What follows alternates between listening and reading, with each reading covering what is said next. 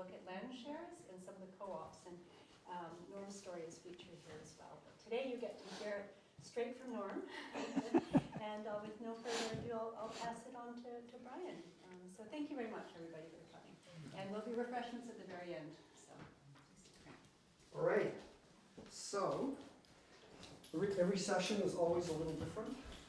We had a moment earlier where Norm came in at 12:30, and I was like, okay, we've done this so many times now. We get the technology going, and I go, oh, we should at least try and record this, just as a dry run. And I go, record, and it says, audio not working. Anyways, about 20 minutes later, we had it figured out. In the meantime, there was a few moments. And I guess now we'll get the projector going. And yeah, so there we go. It's working. It works. While that's warming up, if you haven't been before, and I'm just going to give you a bit of an orientation beyond what Melanie just said. If you've been already, then thanks for listening again. So bathrooms are at the back, around the corner there, where the cash register is. If you've got a phone on you, please mute it. The whole thing is being recorded, as I mentioned. And we're going to be uploading it to the museum's YouTube channel. So people will be able to refer to it after the fact. And a few of the sessions have been taken by the radio station and have been published on the radio station, or re-aired, if you will. And Ian was mentioning earlier that when he listened to it after having attended the very first session, he got more out of it again. So that's always very interesting to hear. Let's see, what else is there? We're filing in, that's great. Okay, we're going to get this set up here. So you're going to need to do your magic with regards to screen mirroring. Oh, right. And what else? I'm trying something a little different today. Tell me how to do that again. Yeah, no worries. Okay, function C. Oh, yeah, right. Right. So function C, and then it'll say mirroring over on that right there. And then you should be able to pick that device. And with some internet magic, you should be getting this to work. Fingers crossed. Oh, yes, you have to, yes, that's right. You have to hit one. There we go. Now you can start your screen slideshow. And, Okay. Okay. Let's see, where was I? Oh, yeah. So, thanks for coming to Finding Home, especially on such an amazing day. The feedback on this event has been remarkably positive. I'll go down to that It's one. been very positive. Put that one, that'll start to And show. I'm really pleased to see the number of people who attended here today. And I think I overheard some people who were just visitors to the island who asked if Yeah. they could. There you go. Just click. Thank you Yeah, very right, much. right. I Good. hope you really enjoy it. I'm sure you will. What else? So it's going to run for, it's running basically an hour and a half. Norm's going to talk for roughly an hour. Yeah, We're going to entertain questions throughout, but there'll also be an opportunity at the very end to ask questions as well. And I was starting to say something earlier, which is that for the first time I've tried a slightly different approach. Norm's got a mic on him, and that's picking up his voice, of course. But in the past, there was no mic for the audience, so when people asked a question, we'd have to ask whoever was speaking to repeat the question for the recording. But I've actually set up a mic right up there, and it's pointed at the rest of the room, so that might just work. And I'm going to Good. keep an eye on the Yeah, audio levels okay. and see how that Okay. works. Yeah. And that's basically it. I don't want to take any more time, so Norm, all right. you have the floor. Thank Okay. you all. So, oh, you want to ask a question already? I'm glad you're standing up. I feel like I'm blocking you when you're sitting there. Oh, There'll be more questions later. okay, all right. I was was thinking that before we begin, we should honor the memories of two people that have left us. And that would be Bobo, of Bobo and Judy, and Yvonne from the Clahoose Nation. And Bobo was a very close friend of mine. We went through school together, so we knew each other for over 70 years. And Yvonne was also very close to my family. She really assisted us with Lisa when Lisa was passing. So I just wanted to honor those people because Yvonne passed away as well about a week ago. And I don't know, did I mention that Bobo had passed away as well? I did that, okay, all right. Okay, we got that out of the way. So I have a little preamble here, and then we'll start. I have, I think it's 17 slides. Sooner or later, one realizes that the voyage through life is not a meander from place to place, but rather a journey from story to story. As these narratives repeat and accumulate, they have a tendency to alter in minor ways. However, in extreme cases, the latest iteration is often unrecognizable from the earliest telling. In my case, what you are about to hear borders on that extreme category, a place somewhere between fact and fiction. Over the next hour or so, I'll speak of two life-altering events. The first was a hitchhiking trip that I took from Vancouver between 1962 and 1964 to 43 countries. The second includes many trips to Refuge Cove on West Redonda Island, beginning in 1953 when I was a 10-year-old boy.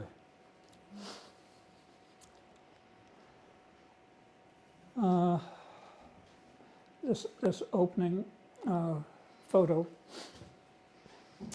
is a picture of me. I think maybe I'm about 11 or 12 there. And I'm up at a logging camp in Lewis Channel that belonged to Norman Hope. Norman and Doris were the owners of all the property and the store in Refuge Cove. And I spent a tremendous amount of time with them. Especially Doris. We traveled back and forth between Refuge and the logging camp quite frequently, and we did a lot of fishing together and feeding the eagles. She was good at catching little red snappers and throwing them to the eagles, and the eagles would come down and grab them. So,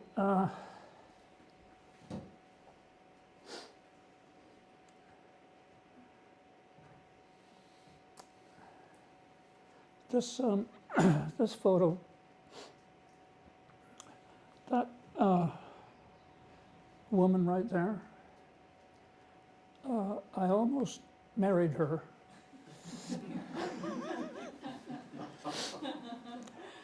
This was in Greece. This was in a very small town up in the Peloponnese Peninsula. And I had hitchhiked there on a truck, and I was with a number of other travelers.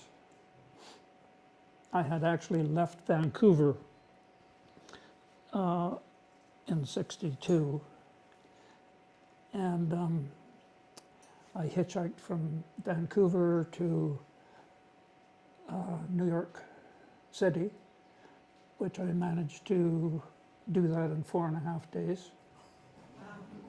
And then I got on the Queen Elizabeth II and sailed to England. And we got into the storm of the century. And the ship, for about 3 days, we were mainly just submarining. And the QE was like the longest ship in the world at the time. It was 5 blocks long. And it was only myself and one other woman that didn't get seasick. Most of the crew was seasick. There was 2,000 passengers and 2,000 crew on that ship. And there was just 2 of us that kind of survived. And all that we could get to eat was toast and tea.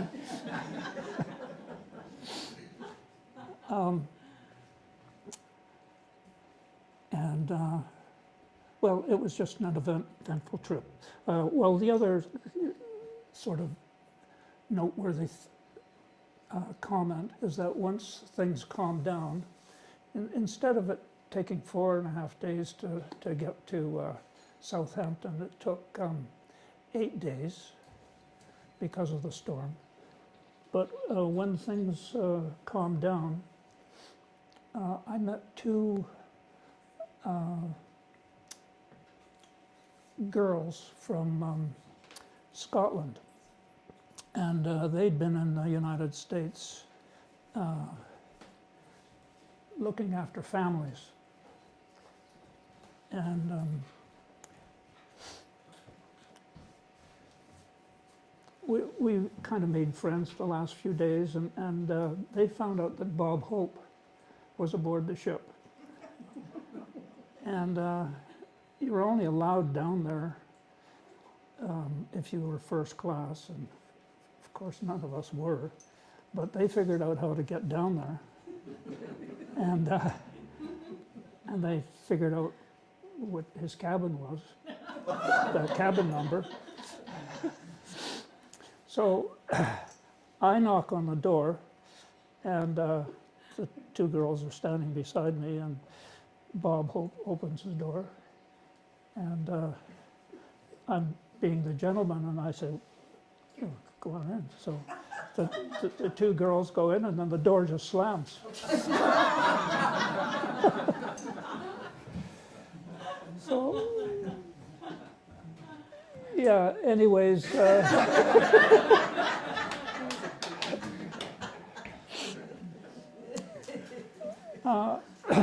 Went to England, and but I was really attracted to Europe, and I spent a week in London, and spent a considerable amount of time, I guess, in Europe. I was on the island of Ibiza for a couple of months, and I'm actually writing a new book right now about that adventure. This is the glitch I was telling you about. So we have this periodic glitch where the system disconnects. So you're just going to have to reconnect to that mirroring site. Okay, so I've got a... I can come over there and help you if you like. Oh, yeah. Yeah, function C. Yeah. That's it. Okay. And then just turn the screen mirroring off and then start it again. And then actually, yeah, there you go. See what happens if you just click on that. All right. And it'll probably ask you. It's not asking me anything. I know, I can see that. It's what they call a dumb terminal. Some of you probably remember what that meant. Okay, let's try that again. So function C. Thanks, folks, for putting up with the tech. Yeah, try. There you go. See, it's off. Try that again. And then that one.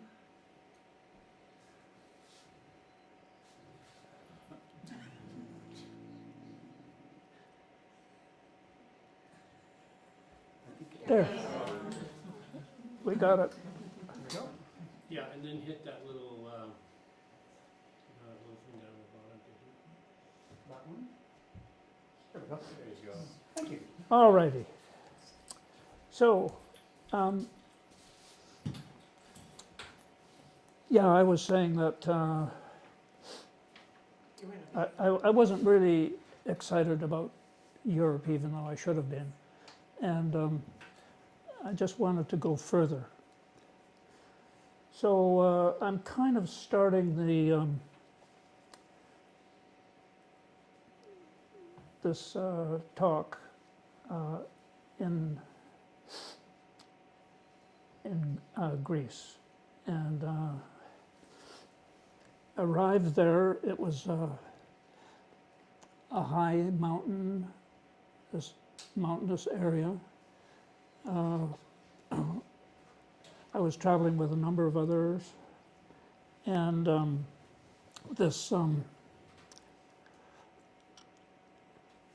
we went into this tiny little village that I don't even think had a name. There was 4 of us, and we were all bearded at that point. And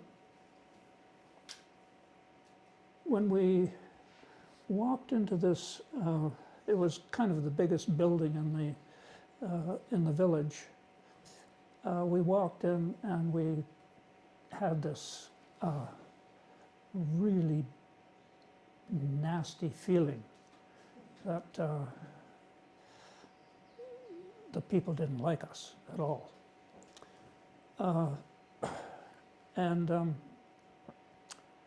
I think that they told us later that they thought that we were Germans. And so anyways, one of the guys I was traveling with, he was a New Zealander.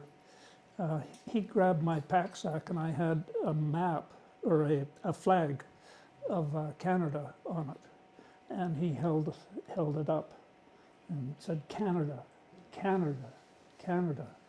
And then in the back, there was a Greek there, and he put his hand up, said, Toronto. And then he said, Bruder, Toronto. Those were the only 2 words that he knew. And anyways, after that, everything was just wonderful, and we had a great time there. And so we got invited to stay next door and sleep there overnight. And so we come in, and there's the main room, and the 4 of us set out our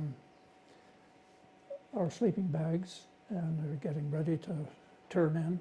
And the mother here, the mother and her daughter, they grabbed me and said, you go in that little room. And I didn't know why, but I said, okay, fine. So I go in this little room, and the little room is full of blankets. And it's her room, and she has made all of these blankets.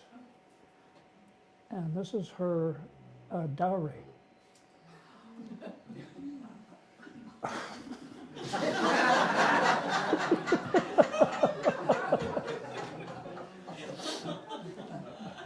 And I really didn't have I just still wasn't catching on, you know. And I was saying to them, "Oh, nice blankets, those are really nice blankets." And so, and then the guy that, another of the guys that was there, he was an Australian. He said, "Norm, you better come in here." And I said, "What?" And I said, "Why?" And he said, "Norm, you just get in here." So that was kind of the end of it. But that family had really counted on a marriage taking place and us moving to Canada and the whole family moving to Canada. So there you go.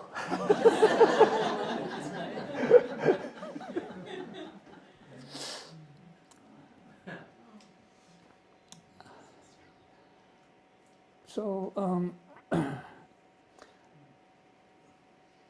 from Europe, well, yeah, I did quite a bit of Europe, and then went to Israel, and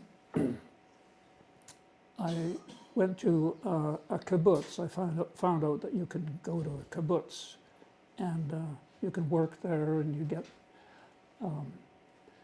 your own room, and you get food and entertainment, and you had to work.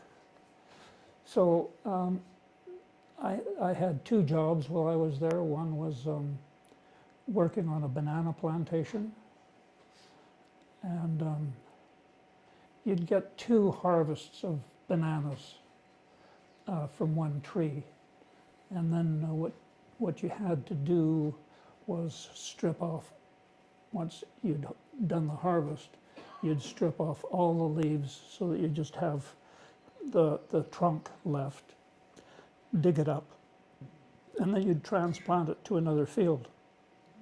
And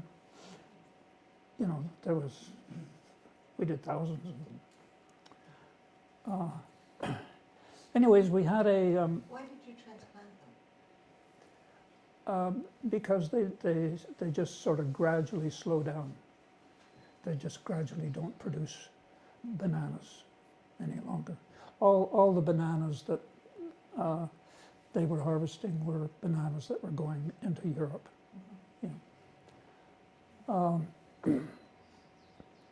Anyways, we had a banana eating contest this one day. And guess who won? And the number was 32.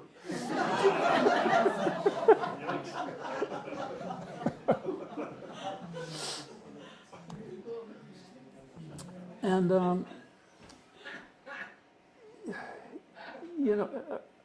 I got to see more of Israel than just the kibbutz.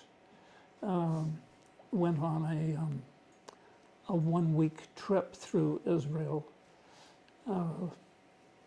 which actually happened to fall on this. They have this annual walk where, and it's completely organized by the army.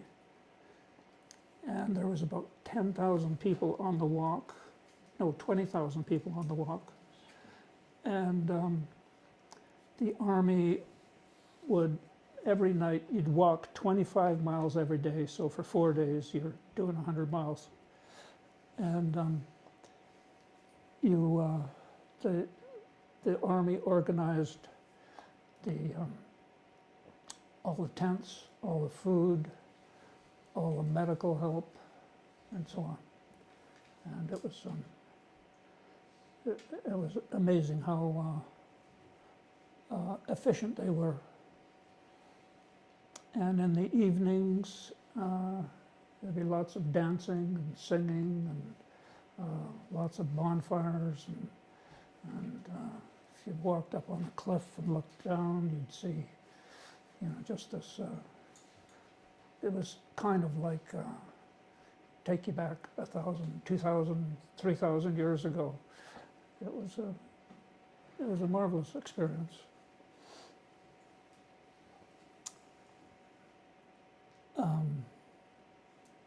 Yeah, so I can tell that I'm going to have to go faster.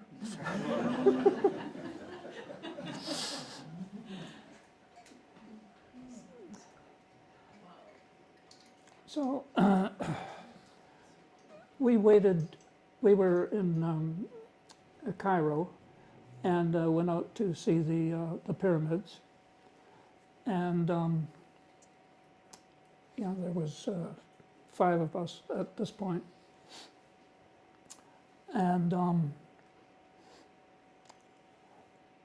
we waited till night. You weren't allowed to be up there. So we waited till night and climbed Cheops. And we slept up there. And you can see some scratchings on the rocks. They're, you know, over the centuries, people have put their initials or scraped their names. And one of them was Lord Byron. Yeah.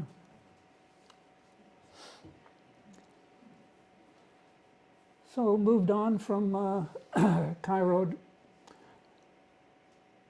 up the Nile,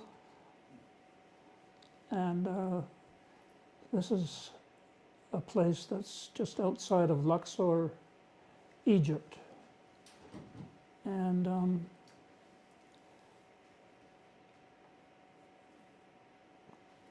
it's actually right outside a place called Karnak. It's on the shores of the Nile. And these are the statues of Ramses I and Ramses II. And when we were there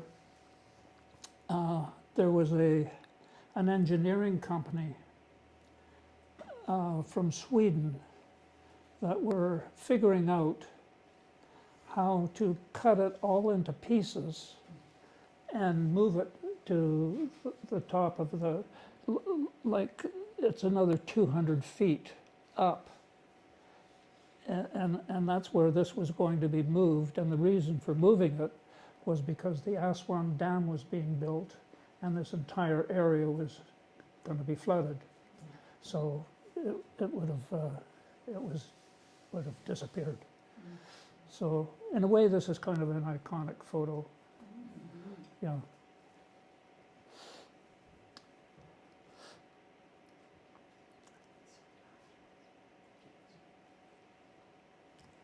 So moved from, we're moving quickly here. This is Mount Kilimanjaro. And there's a story that I want to tell before we got to that mountain and climbed that mountain. And we were traveling through Ethiopia on trucks and up on top of trucks. And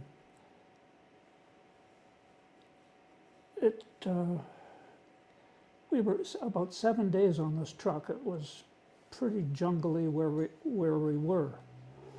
And this one spot, the truck stopped, and we all got out to relieve ourselves. And I walked down the ruts a little ways to relieve myself. And so I started having a little pee. But I was peeing on the head of a lion.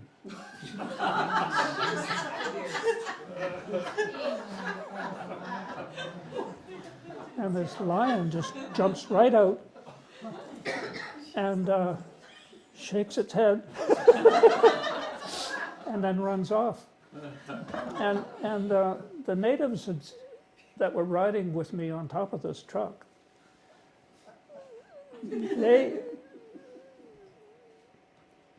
for them, a lion is a sacred animal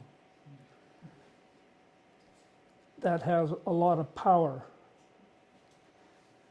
And they manufactured it in their heads that when we got going again, that I had been gifted the power of the lion. So in order for them to participate in that, they all took turns crawling along on top of this truck, and they'd just come up and they just touch me, and then crawl back, and then another one, and then we stopped all along the way, and some of them would get off and others would get on, and the ones that were on would tell those natives. So my entire trip, I'm just sitting there at the back of the truck all by myself, and this big crowd of natives that are always, changing places and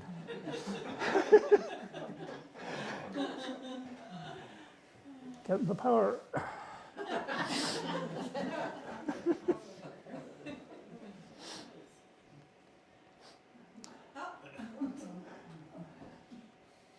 Does that surprise you? Actually, I just noticed that it says sugar-free gum. Now, it wasn't sugar. It's not sugar-free gum. In those days, gum had sugar in it. But so we're in Russia right now. We're moving around pretty fast, and I had gone from Africa across the Indian Ocean to India and Ceylon and Afghanistan, Pakistan, Iran, and in Iran there was an American air base there. And I'd heard that if you went to that air base and bought things that were American, that you should, if you're going into Russia, you should take them, American things with you. And one of the things, well, they said anything that was like jeans, for instance, like jeans, or I could buy a pair of jeans there for $4 or something like that, and in Russia it would be worth about $80 or more. And actually, when I did get into Russia and just walking down the streets, I mean, people literally were stopping me on the street, and they wanted to. I had these little white polo type shirts.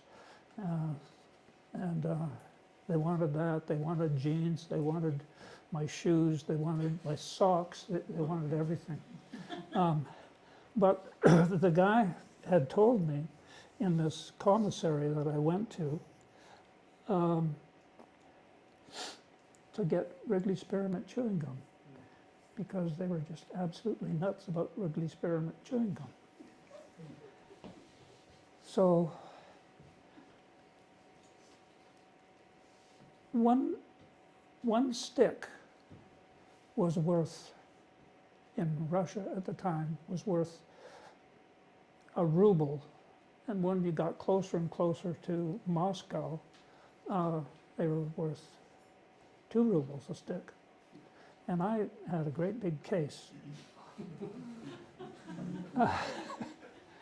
So all the time that I was in Russia, I traveled first class on the trains. because it became money. And you know, it didn't matter who you dealt with, it was money. When I would go into a restaurant, I would have no idea. I couldn't read Russian, and the Russians, they didn't know English.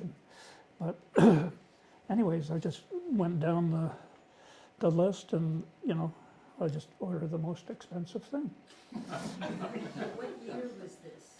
This would have been 1963. Yeah, yeah. The Kennedy thing hadn't happened yet.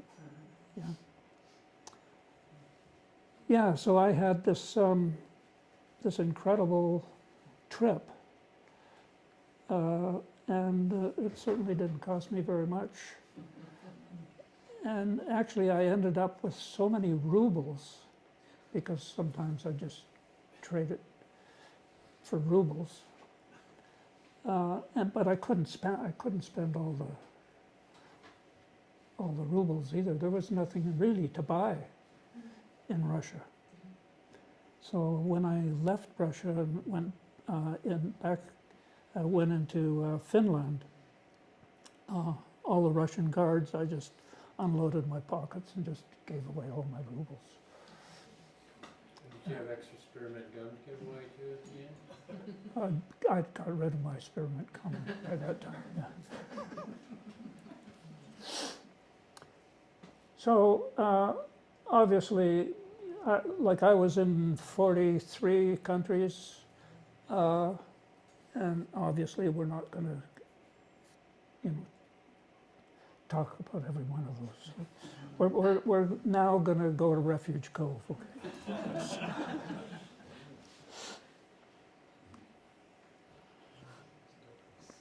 So this is Norman and Doris Hope, and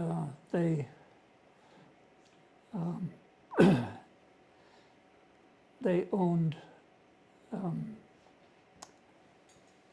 the business and all the property at Refuge Cove. The property at Refuge Cove, it was about 1.5 miles of shorefront and 200 acres. And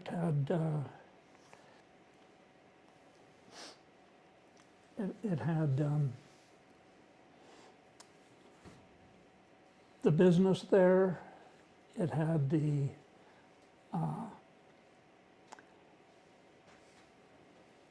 was a fish buying station,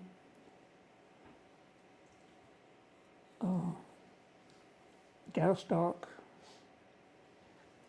and it was the place on the whole coast to go to for supplies. At that point, there was no stores on Cortes Island. So, I mean, this is what we're talking about right here.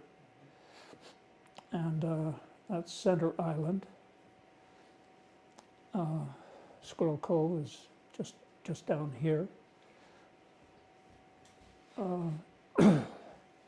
Because there was a fish buying station, the Calhouse people, they came over regularly, and they would stop right here. There's a reef that comes out off Center Island here, and they would always come, and they wouldn't have any money at all, and they'd fish for half an hour, catch about 400 pounds of lingcod, and then come in and sell their lingcod to us. So that's why they didn't have to come with any money, because the money was just sitting there for them. Bit like the spearmint gum. Bit like the spearmint gum. It was, yes. It was, yeah. Were they using nets? Were they what? Were they using nets? How were they catching? They were jigging. There's called a Swedish cod jig. They were triangular and they weighed a lot. So, you know, it would just go straight down. It was a triple hook. And you just drop your line, it hit the bottom, you got a fish. And I started fishing there too. The smallest ling that I ever caught was 25 pounds. And the biggest one was 63 pounds. And that actually, that particular ling cod, it had this great huge bulging stomach. I opened it up and there was a seagull inside of it. Hardly digested at all, like, you know, maybe he'd just got the seagull, you know, an hour ago or half an hour ago. Yeah. Yeah, so it was, you know, things were beginning to change in that whole area. You know, there was the logging and the fishing, and also a huge employment thing happened in Tikern Arm. This is Tikern Arm, and that's the kind of most protected spot on the coast for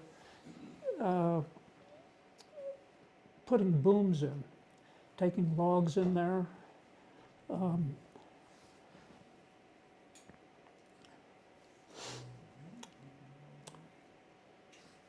These were self-dumping barges, and they would come in there from all over the place. These ships would pick up the logs, load it up, drop them in the ocean there, and then these booms were made up, and the booms would be towed down then to the Fraser River, to the sawmills.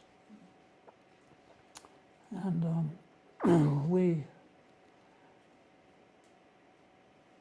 Doris and I, we traveled up and down between Refuge and the logging camp quite often, and very often we'd see one of these and we'd go in and watch it dump. It was pretty exciting. It would throw a wake about 6 to 8 feet high when it unloaded.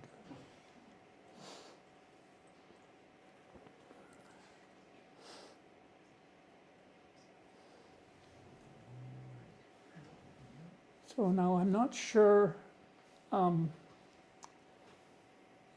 the date of this particular photo. I'm assuming it's around 1952 or 1953. And this was the school. Dennis was just telling me about the Thompson family that lived across the other side of Refuge Cove, and they had 7 kids. So you only needed 8 kids to be eligible to have a school and a school teacher. So anyways, that's the school. That's the teachers. That's the little cottage for the teachers. There's all kinds of little houses, and they came this way as well. The people that lived there, most people lived on, their houses were on rafts, and most people towed these rafts around. They were hand loggers.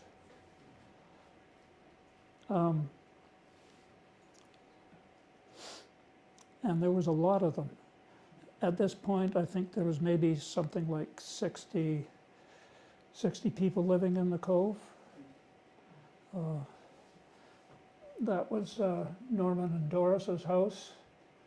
That's the store that was built in, I think, 1937. Is that the same building that's there now? Is that the same store? No, it's a different building. That building burned down in 1968. And I'll show you a picture of the new one. Yeah, this is the scow that where everybody came to sell their fish. Freight shed.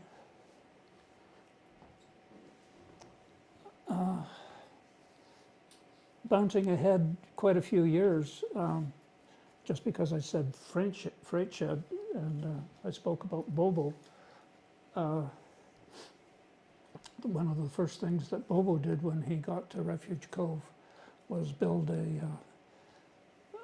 a backboard and a basket hoop.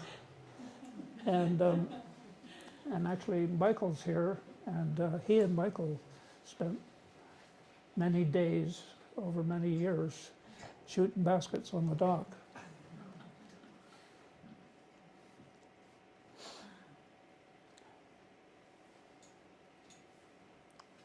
Yeah, so that's the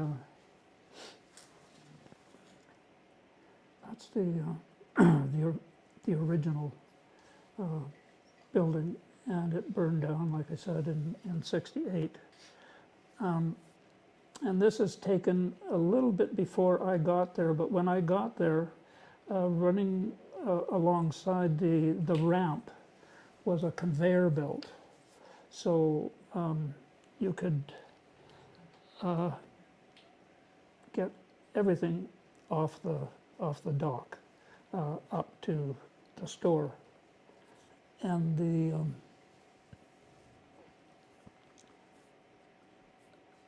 every Saturday, what happened in Refuge Cove was the boat came in from Vancouver. It's that one right there, I can't remember the name of it. Chilosing, yeah. Mm-hmm. Yeah. And it would unload all the mail, it would unload all the propane, boom chains, and all the grub. And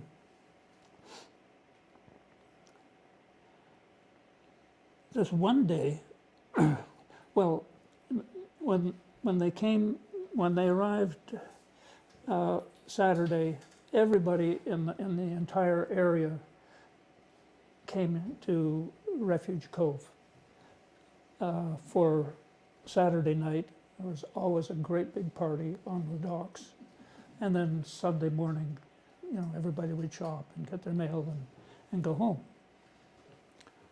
Now this was in the summer, and this one time there was a lot of tourist boats there, a lot of American boats actually, and they were partying with all the locals, and just real good party going on. Well, anyways, the crew on the boat started unloading potatoes, and usually we got 50-pound bags, but they unloaded 100-pound bags. And that's, pretty tough to manhandle. So I'm at the top, and I see all these things coming up, and I just can't believe what's coming. How old are you then at that point? I was probably about 13 or 14, and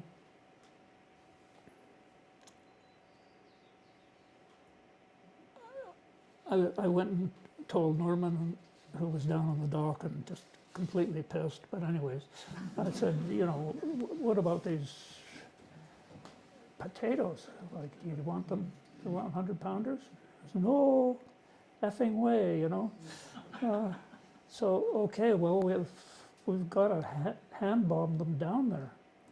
And there was a bunch of women that overheard the conversation, said, "We'll do it." So they all came up, and I think there was maybe 14 bags or something like that, and you know, hefted onto a woman, you know, across her shoulders, and she waddled off down. Anyways, it was kind of an amazing feat, really, to see something like that occur. And then we got all the 50-pounders after that. So Norm, I'm going to ask you to sort of, maybe, unless you're going to address this later on, maybe jump back a little bit in time, because when you and I were talking, and the series is about how you discovered Cortes, right? And Yeah. you discovered it twice in a way, right? The Yeah, first time yeah. was when your mother came from Vancouver. Right. I wondered if you might be able to, you know, share a bit of that story at this moment. Okay, so the reason why refuge, you know, became this kind of focal point in my life is because my mother operated a store in Vancouver called Moret's Lingerie and Hosiery, and we lived in the back of the store. So I grew up, you know, with brassieres and girdles and all that sort of thing, you know, just. But anyways, she hired a clerk, and her name was Renee Hope, who was Norman's sister. And anyways, they organized a,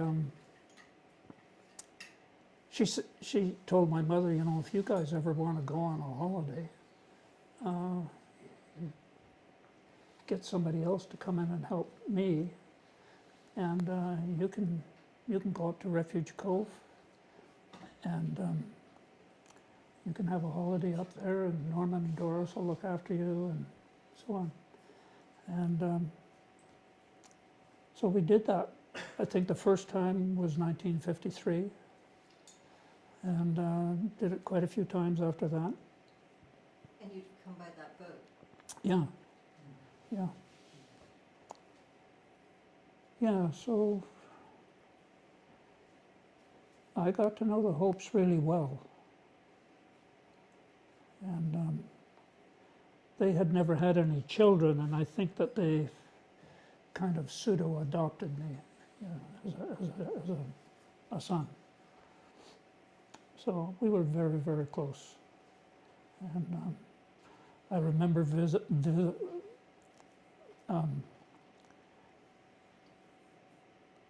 Norman eventually died in his home, and he had cancer, and there was, you know, there's just hardly anything left of him. I can vividly remember carrying him out of the house and down onto the rocks, and loading him in a seaplane to be shipped off to the hospital, where he died like a day later or something like that. And but anyways, moving forward, I guess we want to get to the part where the co-op gets formed.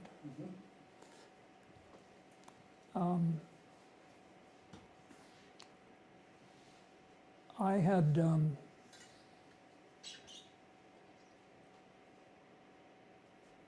in the meantime, sort of, I'd gone on this trip and come back and gone to university, got a master's degree in social work, got a job organizing the crisis center in Vancouver. And we also ran a group home for teenage girls. We had 6 teenage girls that we looked after for guess it was a couple of years. And the kids were, I think Lisa was maybe 3 at the time, and Michael was 5.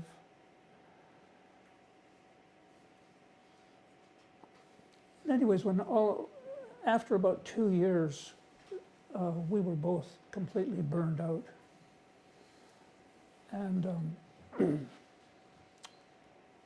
I said, well, you know, I've told you about this place called Refuge Cove. We could just go up there, and I'm sure that Norman and Doris would find a place for us to stay. And we could just stay as long as we want and just chill out and then decide what to do with the rest of our lives. And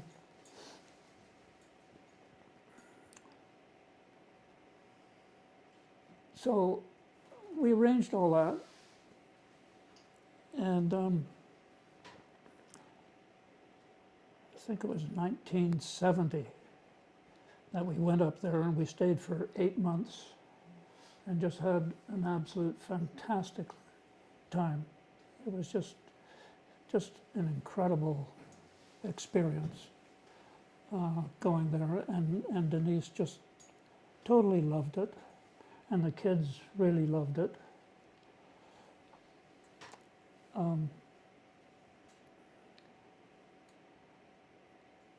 And then, well, like I said earlier, the store burned down, and so that's the store as it is today. And that's the store that replaced the one that burned.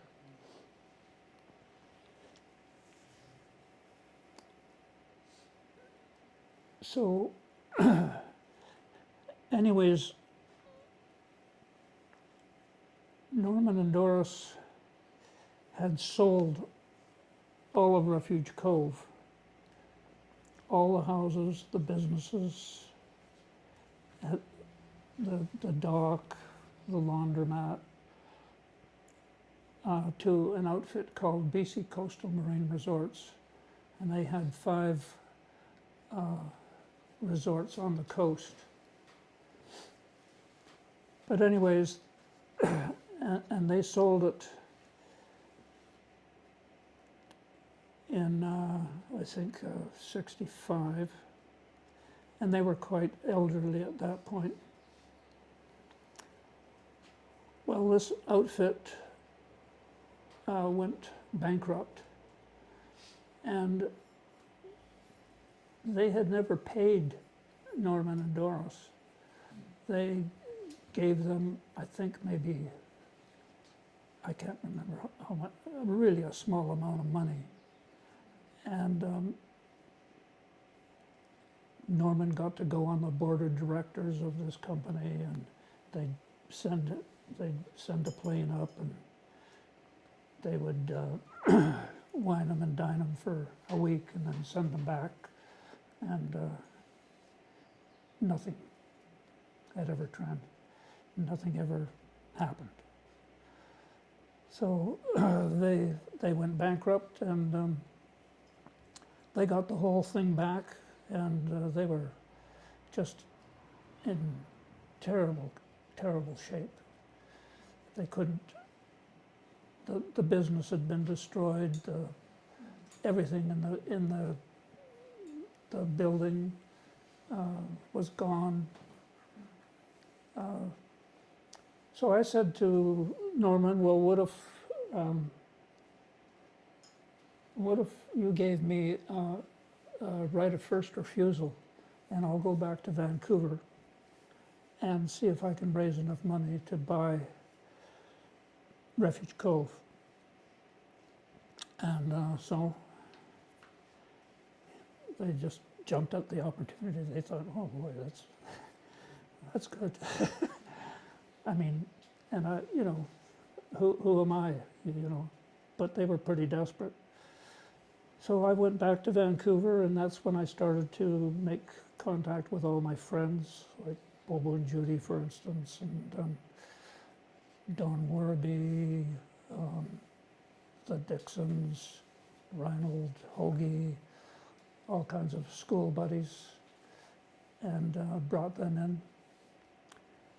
And we raised, we created the Refuge Cove Land and Housing Co-op, and we had 15 shares, and we actually needed 15 to make the whole transaction work, but we sold another another 3 shares, which gave us a buffer. So we came back to Refuge Cove. Well, I had, the part I've missed is that I went to Vancouver, and we stayed a year in Vancouver organizing all of this. So then in 1972, we took over the place. I think it was March or April of 1972. And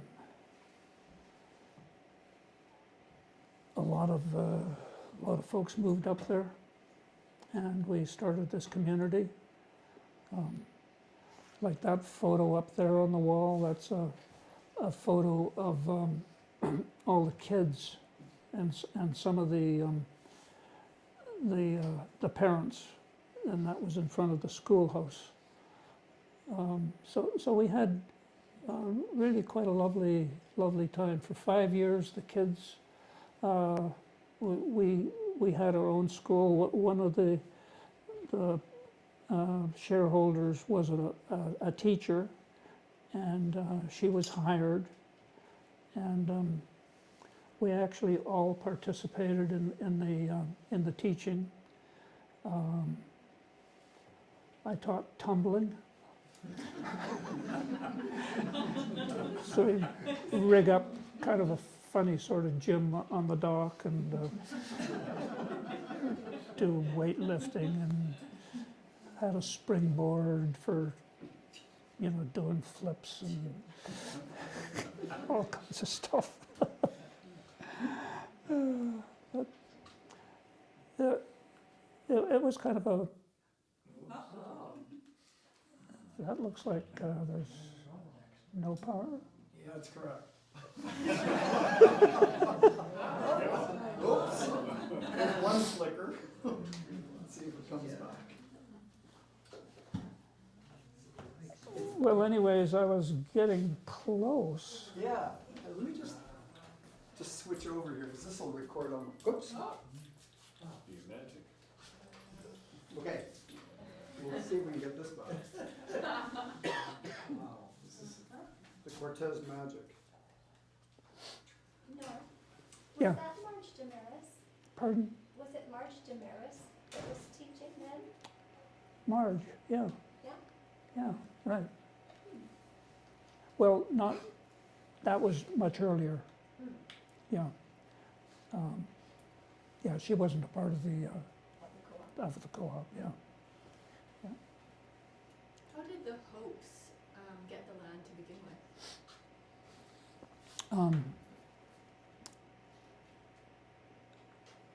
They bought it in,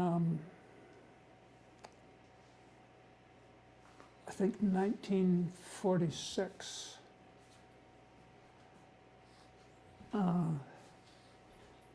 And there was the Hopes. Yeah.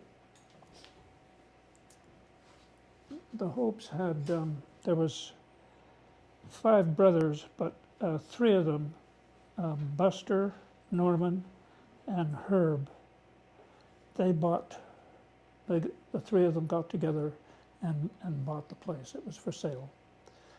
And then as time went by, the 3 brothers fought and fought and fought, and Buster left. He moved to Vancouver. Herb, he moved to Quadra Island. He was he built radio telephones and got involved with, what's his name? Spilsbury, yeah, Jim Spilsbury. And Spilsbury did all the distribution of the telephones. There's another whole long story there. Norm, did you move into Doris's house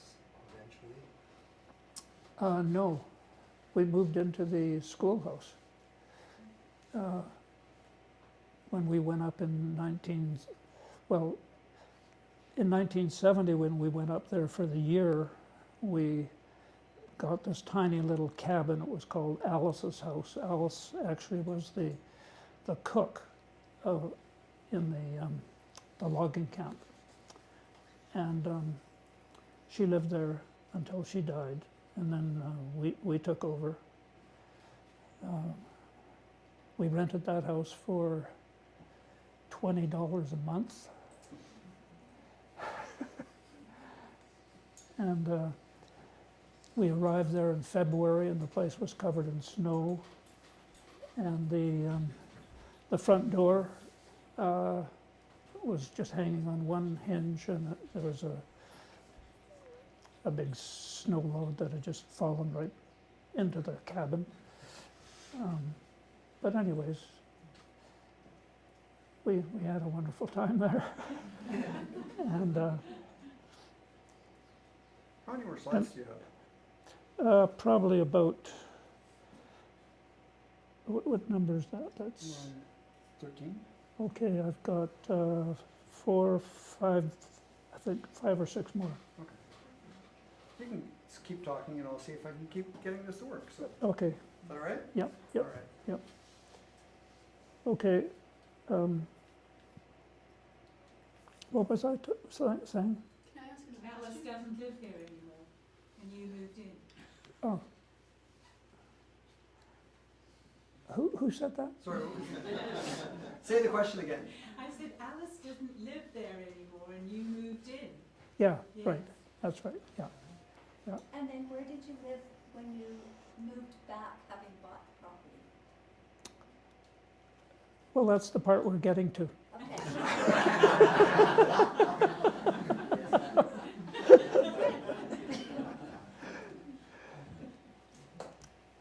So we actually moved into the schoolhouse because the kids had all moved to, for 5 years, the schoolhouse was used as,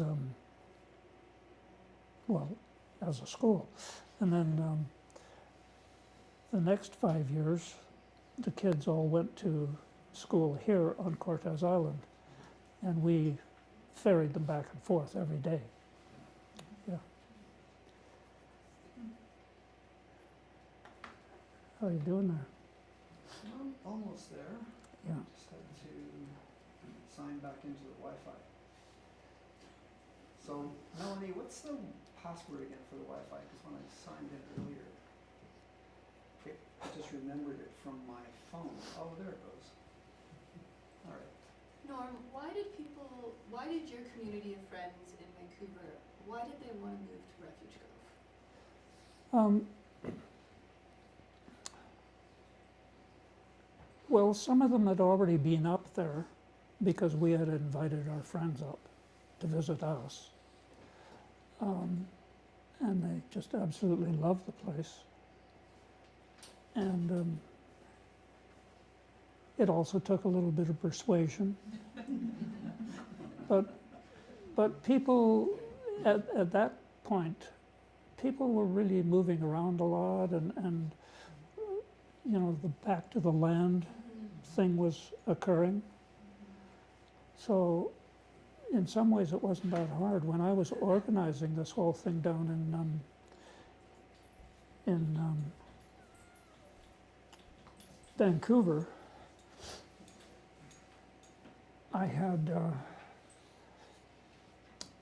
one of the fellows that was a member of the co-op, or was going to become a member of the co-op, was Max Beck, and he was able to provide us with a place to have meetings, which was a church with a great big hall in the basement. And the first meeting that I called, there was about 300 people that showed up. Like the word had just kind of gone around. And had maybe another 3 meetings, and the same thing. In fact, the numbers grew. And then I realized, well, you know, this is going nowhere. So I said, anybody that wants to come to the next meeting, it's going to cost you $500. So five people showed up. And from there, it just clicked along. Yeah. Do you think that you had kind of the right amount of people, or would it have been better to have more people? We could have, but we didn't need to because we raised enough money. We were able to pay the down payment, and then we worked out a mortgage with Norman and Doris Hope. We allowed them to stay in their home for the rest of their lives, free of rent and so on. And we all had to pay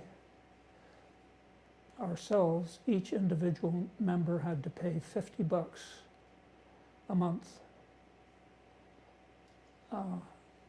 And we did that for 10 years.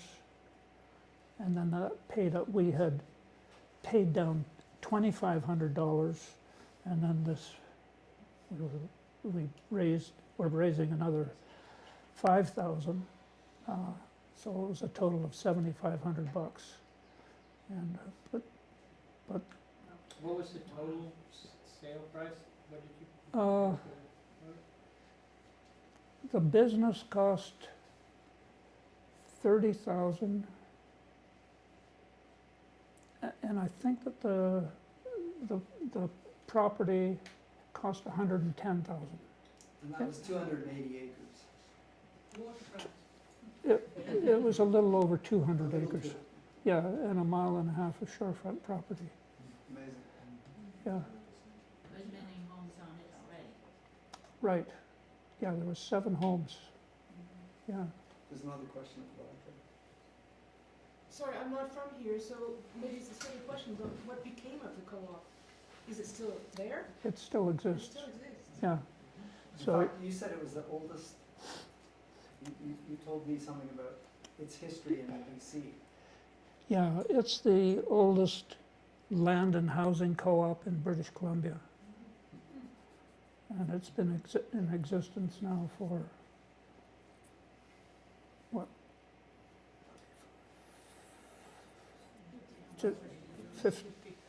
55, 57 years or something like that. And you sold out there when you moved here? Yes, I did, yeah. How many members are in that co-op now? Still the same number, yeah. 18.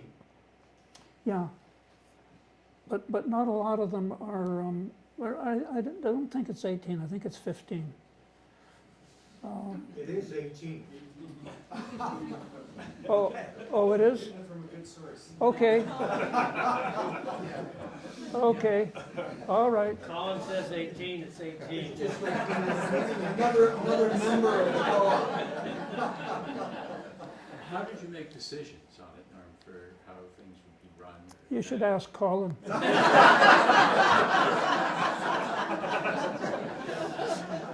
I can't really say because I married into land.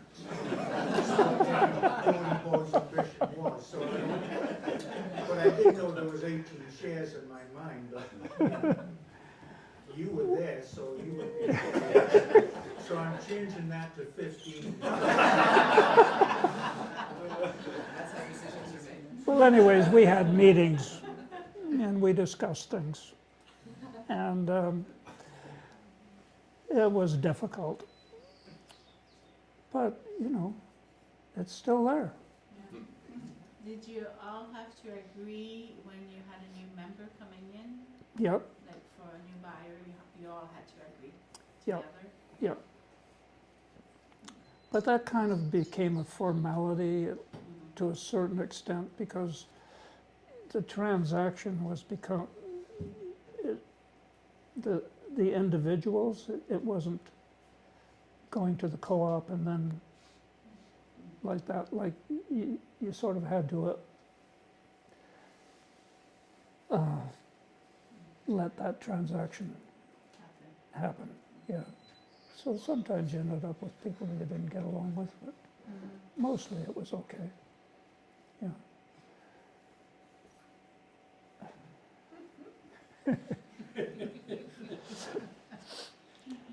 Okay, so there's the store that Colin's daughter owns, Lucy. Lucy. And she's running it. And by the way, when Denise and I sold our share, we sold our share to Bonnie and Colin. And the money that we got for that allowed me to get into the oyster business. I got into the oyster business I did that for 17 years.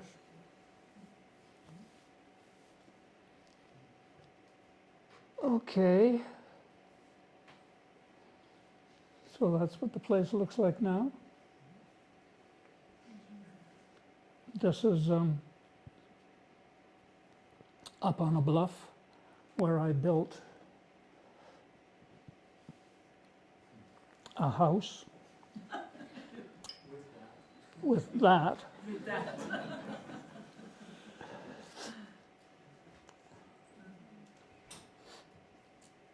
So it was a log house. And that winch, I was cutting all the trees down behind the house. And this particular log right here, that's the foundation log.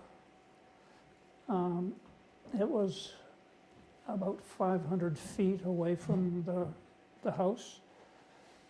And it took me, I think it was 7 days to wind that winch.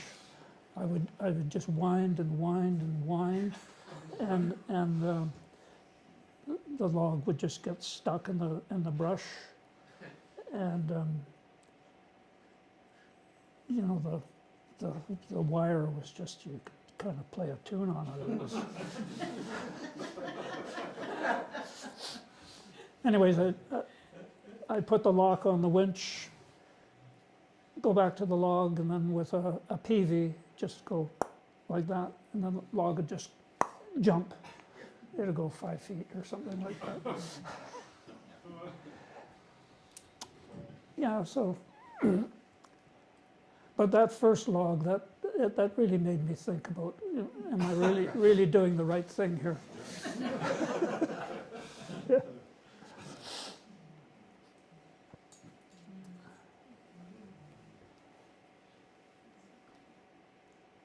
Now this, these are, there's 3 panels, a triangle and 2 rectangles. And this is all stained glass and ferro cement. And a friend of mine built this for me. So it was quite spectacular inside the house. When the sun shining through, it was, you know, a real light show. How long did it take you to build? 2 years. Well, I was only able to work in the wintertime on it because, you know, we were working. Right. Yeah. So I'd work, I guess, from like, say, October to April. So month-wise, it probably was a year. Yeah. Yeah. And our house, because that house actually was the first house that was ever built on land at Refuge Cove. At that point, any houses that were built were always built on floats. Yeah. And our house kind of became because it was the biggest house, it became the place where we always had Christmas dinners and various parties. And yeah, it was good.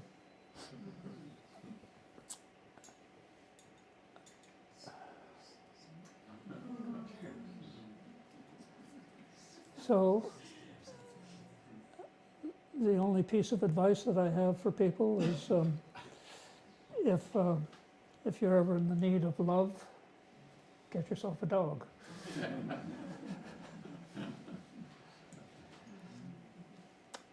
So, are there any questions? Norm, Yeah. would you take a moment to talk about Redonda Sea Farms and how what you did really established the oyster industry on Cortes in terms of how you supported small-time oyster growers, because we were one of the ones that benefited from that back in the 1990s. Right. It was a tremendous organization that you set up. Yeah. I don't think many people know that. Yeah. Maybe repeat the question again, Norm, just for the recording, just in case it didn't catch it well enough. So. Yeah. The question is about the oyster company that I formed after I got out of Refuge Cove. After I'd sold my interest in Refuge Cove. I formed a company called Redonda Sea Farms, and it became quite a successful business.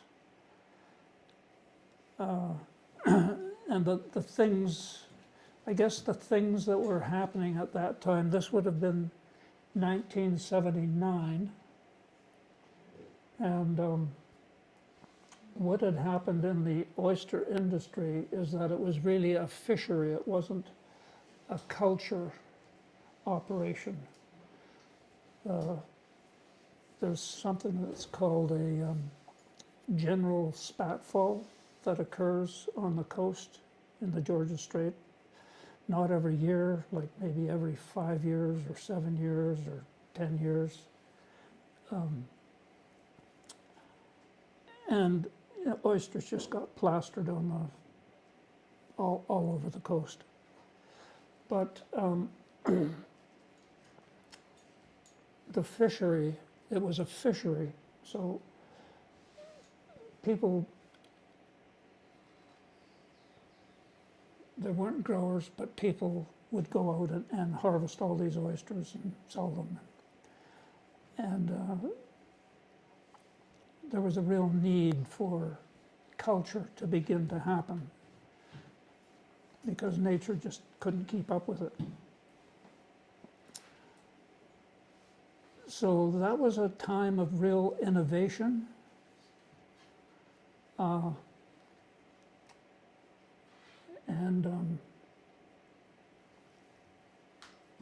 we got a lot of support from the government. For instance, I was sent on a trip to Japan to see their floating oyster industry,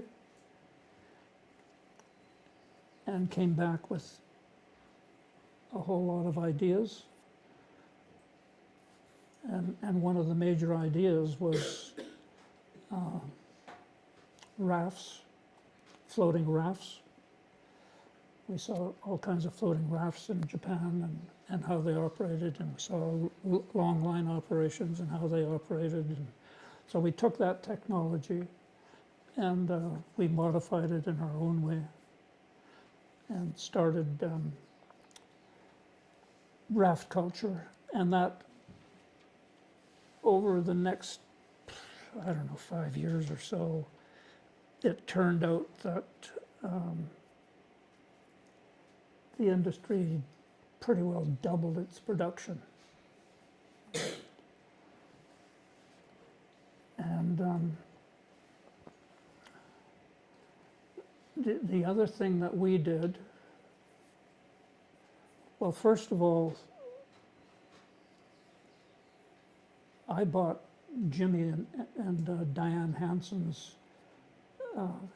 seafood operation on the island here, which is now the U-Brew. Yeah. So, and along with buying that, also got all the leases around the island. And Redondo Sea Farms had a bunch of leases in Lewis Channel and so on. And then I developed something that's called the frozen half-shell oyster, and built a plant down in Lund where you had a great big huge blast freezer, and then a conveyor belt went into it. And it would go around and around and around and around, and you'd put the oyster on the conveyor belt. It would go into the freezer, and it'd take about 3 minutes to make its trip. And when it came out the top, it got a mist of water and ascorbic acid, and that sealed the oyster so that it wouldn't deteriorate. These were open oysters on the half shell. That's right. Yeah. That's right, yeah. And then we'd package those, and I made a trip to Asia, to like Singapore and Hong Kong and Taiwan, and anyways, I really scored big in Taiwan. Met this one company, and they, well, the thing that you have to understand about Chinese people is that they're nuts about oysters. Just, I really believe they work.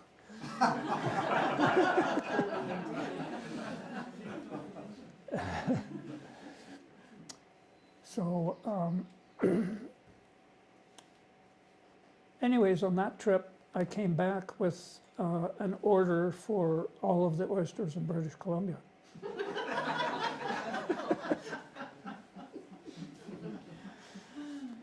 And then the company just really grew. It just really grew, and we were shipping seagoing containers, 20-foot containers and 40-foot containers across the ocean. And yeah, and like in the 90s, the affluent people on Cortes Island were the oyster growers. They all had brand new trucks and brand new boats, and a lot of pocket change. Well, it changed in 2000 when we came to the island. Mark got hired to do oyster for Yeah. $9 an hour. $9 an hour. Changed. Yeah. Yeah, it did change. And Redondo Sea Farms got bought, and I retired and went into, what did I go into? I started a nursery, a plant nursery. I had a plant nursery operating for about 6 or 7 years. I think probably a lot of people in this room have got some of my plants. And when I started that, there was no nursery on the island. And I saw, and at that point I had really got into, interested in propagation. So I was propagating plants and just ended up with like a lot. You were also propagating oysters and from seed oysters in those tanks at Squirrel Cove. That's right. Yeah, that's another thing that Built that up. I did too. Yeah, there was a whole new, like those times that there was just new things that were just happening. And one of the things that was discovered is that you could take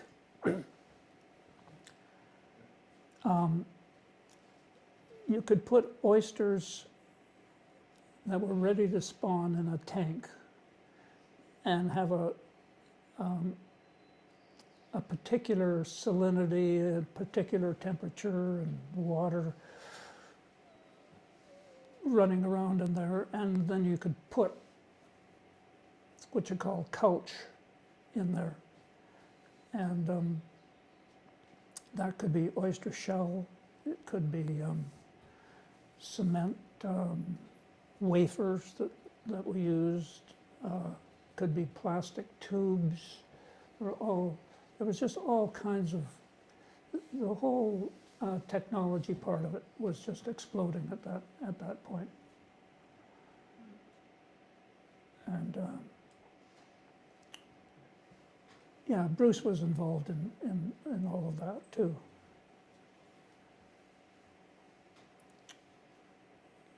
Yeah, so anyways, yeah, sold it and ended up writing some books. Which are available here in the museum. In case anybody's interested. And I'm writing another one now. So that's kind of the story. What made you decide to move from Refuge Cove to Cortes? Well, it was, I started Redonda Sea Farms in Refuge, but then all of a sudden it was just too big. You know, we had no electricity, we had, you know, not very many employees. We started just selling all kinds of oysters and just had to move, had to have a place where there were roads and ferries and all that stuff. Yeah.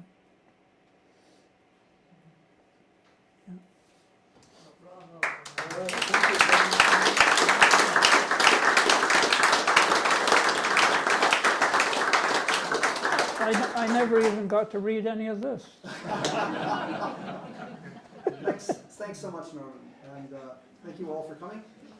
You're welcome to hang out, chat, visit, socialize, ask Norman questions. I'm sure he'll have all kinds of interesting answers for you. And one last thing, if you have anybody who you know might be a good speaker, or if you'd like to be a speaker, then contact Melanie at the museum, and she'll put you in touch with me, and we'll set something up.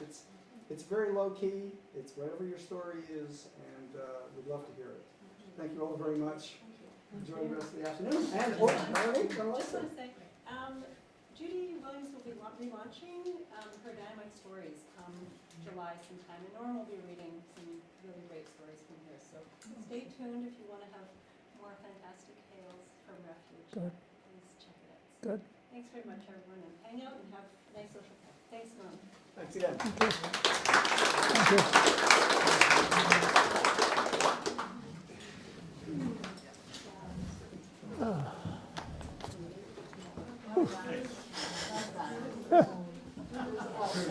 Yeah. Thank you, Darren.